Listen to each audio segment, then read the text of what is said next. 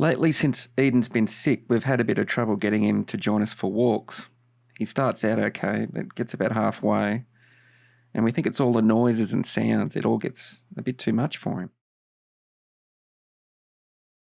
So my amazing wife did her usual thinking outside of the box and decided to get this buggy that's, believe it or not, designed for carting beach gear. Michelle checked the weight limits, the area and the size, basically all the stuff that you should do, and it could hold his weight, no problem at all. I'm told it took no time at all to prop it up and fold it out and put it together.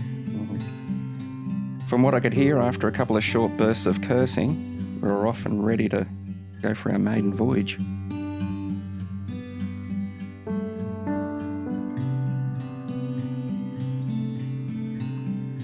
Although for some it might be a little bit difficult to see that he's enjoying this, the fact that he's not getting scared and jumping out, we were convinced pretty quickly that he loves it.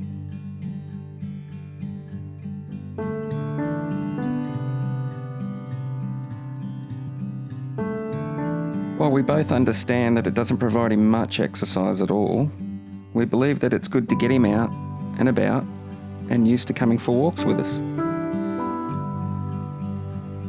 We really are lucky enough to live in a relatively quiet area that's really beautiful.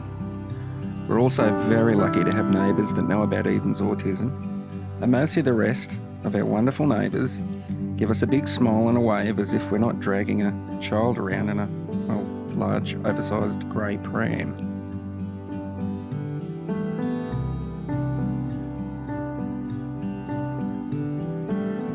And if it's only short trips around the block, it's getting him outside and used to all the noises while he's having fun, possibly remembering and reminiscing his old pram that we used to push him around in.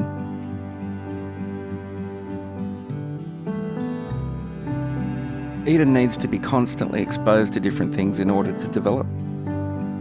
A child's not going to find out if he likes to play a musical instrument if you never expose him to it. And his type or brand of autism is his own. In other words, if you've met one person with autism, you've met one person with their own type of autism.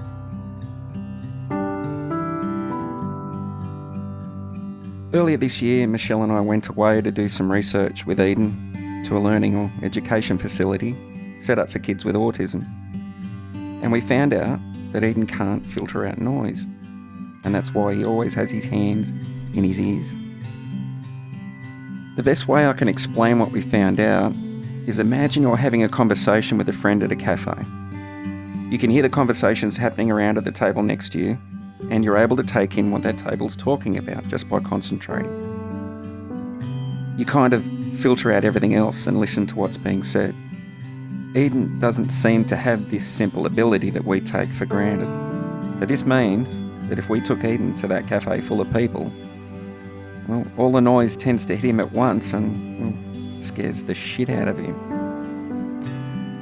So with simple things like this buggy, it gets him used to different stuff that doesn't seem to bother us but does to him. And the more we can expose him gently to things, he will. And here's a classic point for any kid with autism: he will get used to these things, but all in his own time.